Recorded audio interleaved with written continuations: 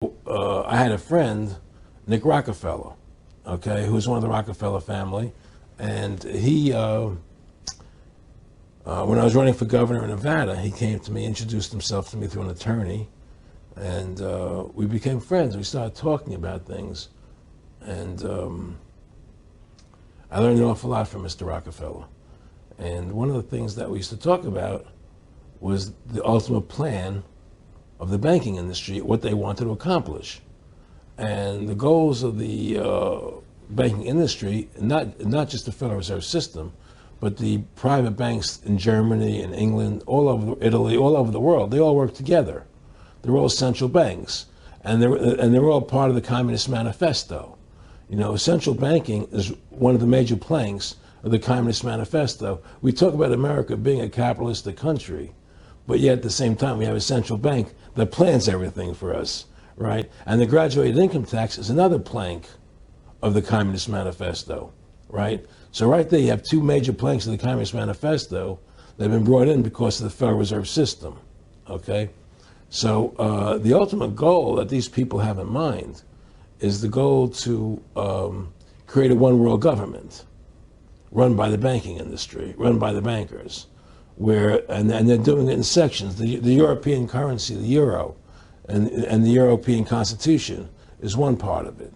Now they're trying to do it in America with the North American Union, right? And they want to create a new currency called the Amero, right?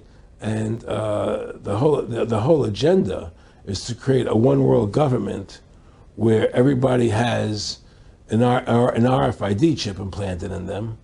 All money is to be in those chips, right? There'll be no more cash. And this is given me straight from Rockefeller himself. This is what they want to accomplish. And all money will be in your chips.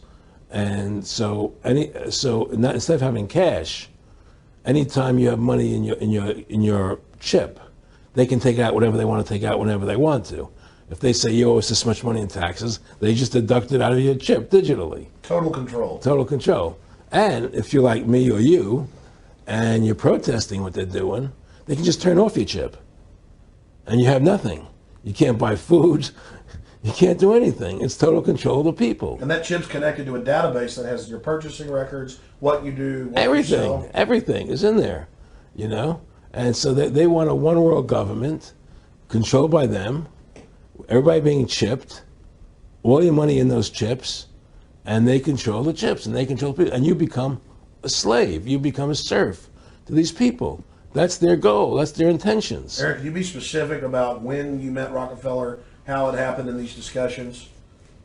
I met Rockefeller through a female attorney I knew who called me up one day and said, one of the Rockefellers would like to meet you. I had made a video called Mad as Hell, and he'd seen the video and wanted to meet me and knew I was running for governor of Nevada. So sure, I'd love to meet him. And I met him and I liked him, and he was a very, very smart man. And we used to talk and share ideas and thoughts. And he's the one who told me 11 months before 9/11 ever happened that there was going to be an event. Never told me what the event was going to be, but there was going to be an event. And out of that event, we were going to invade Afghanistan to run pipelines from the Caspian Sea. We were going to invade Iraq, you know, to take over the oil fields, establish a base in the Middle East, and make it all part of the New World Order. And we'd go after Chavez in Venezuela. And sure enough, later, 9/11 happened. And I remember he was telling me how how you're going to see soldiers looking in caves for people in Afghanistan and Pakistan and all these places. And there's going to be this war on terror, which there's no real enemy. And the whole thing is a giant hoax, you know, but it's a way for the government to take over the American people. He told you it was going to be a hoax. Oh, yeah. Oh, yeah. There's no question. He says, there's going to be war on terror. And he's just laughing.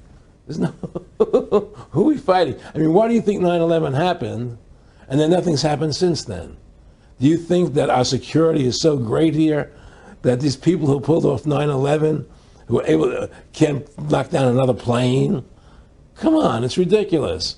9/11 was done by people in our own government and our own banking system to perpetuate the fear of the American people into subordinating themselves to anything the government wants them to do. That's what it's about, and to create this endless war on terror. And that's why and that was the first lie. And the next lie was going into Iraq, you know, to get Saddam Hussein out with his weapons of mass destruction. That was the next lie. Now, specifically, this was a little over 6 years ago.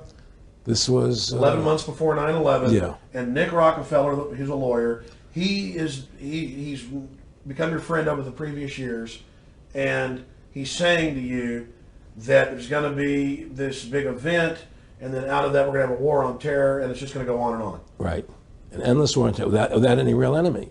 That you can never, so you can never define a winner. And did he say that it's going to be perfect because you can't define an enemy? It just goes on and Yeah, on? because you can't define a winner. There's no one to beat, so it goes on and on forever. And they can do whatever they want. They scare the hell out of the American public. Look, this whole war on terror is a fraud.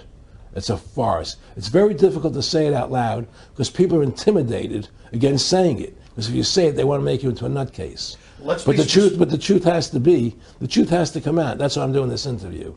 The fact of the matter happens to be that the whole war on terror is a fraud. It's a farce. Yeah, there's a war going on in Iraq because we invaded Iraq. And people over there fighting, you know. But the war on terror, it's a joke, you know. And until we discover what really happened on 9/11 and who was responsible for 9/11, because that's where the war on terror emanates from. That's where it comes from. It was 9/11 that allowed this war on terror to begin. And until we get to the bottom root of 9/11, the truth of 9/11, we'll never know about the war on terror. Aaron, you said that he was, and I think it's important, and I know this about the Rockefellers from Dr. Dennis Cuddy and many others who literally, you'll be 20 years old in a lunch line at college, and no, there's David Rockefeller. And here's your, I mean, they're experts at recruiting and getting what they call players, and that clearly he was, I mean, I want to make it specific and just get you to reiterate what you said last night about you got 30% of the vote, you were having an effect, you made mad as hell, they knew that you'd started the Constitution Party, Yeah. They knew that you were somebody who was taking action and getting things done, you'd already made some big films, had a lot of other successes, Right. So they were trying to recruit you, and didn't it come down to the point of, hey, we are here to recruit you, and don't worry, your chip's going to say, don't mess with us, you know, this guy's don't touch. Yeah, yes, that did happen. I was definitely being recruited, but it's more subtle than that. Well, in your words, just go through the process, and then what he said to you. Well, what it is remember we were friends, and we used to come to my house a lot. We'd have dinner, we'd talk, and he'd tell me about business investments, how you get involved in, you know, or they would help me with this business investment or that business investment. And was I interested in joining the Council on Foreign Relations? You know, I would have to get a letter to join them, but was I interested in that? And you know, just stuff, you know, leading you on. And I used to say to him that I never really did that because that wasn't where I was coming from. You know, as much as I like you, Nick, you know, your ways and my ways we're on the opposite side of the fence. You know, I don't believe in enslaving people. You know, and he would come back with, "Oh, I do." Or, well, it would be more like it's better for them. Well, it's more like, you know, how do I put it? It was like, what do you care about them? What do you care about those people? What difference does it make to you? Take care of your own life. Do the best you can for you and your family. What do the rest of the people mean to you? They don't mean anything to you. They're just serfs. They're just people.